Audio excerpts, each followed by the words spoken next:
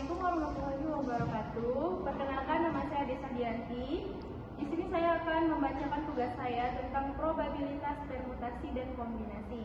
Yang pertama, ada pengertian probabilitas secara umum, yaitu peluang bahwa sesuatu akan terjadi.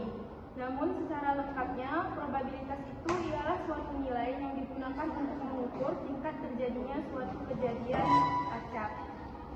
Selanjutnya ada permutasi. Permutasi adalah suatu penyusunan atau pengaturan beberapa objek ke dalam suatu urutan tertentu.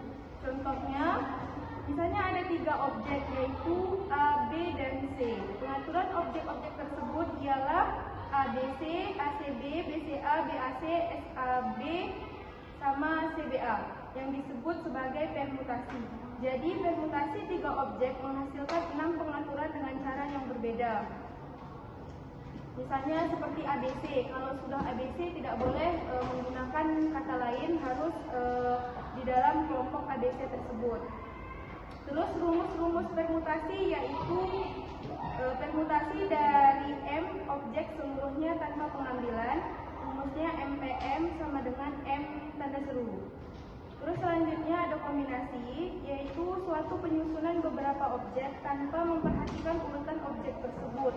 Contohnya ada 4 objek, yaitu A, B, C, dan D. Kombinasi 3 dari objek itu adalah ABC, ABD, ACB, BCD. Setiap kelompok hanya dibedakan berdasarkan objek yang diikutsertakan, bukan sesuai dengan urutannya.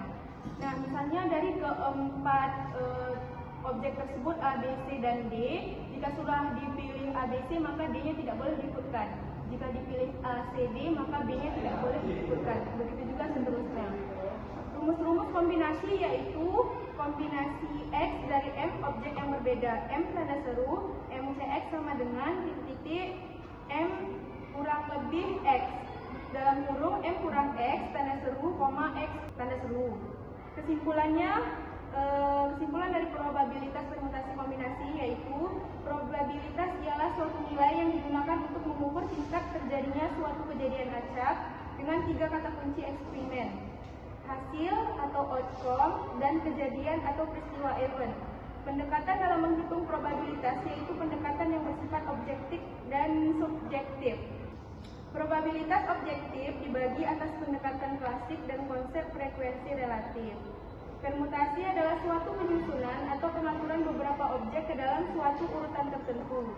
Sedangkan kombinasi adalah suatu penyusunan beberapa objek tanpa memperhatikan urutan objek tersebut. Nah, manfaat probabilitas dalam penelitian yaitu untuk membantu kita dalam mengambil suatu keputusan serta meramalkan kejadian yang mungkin terjadi.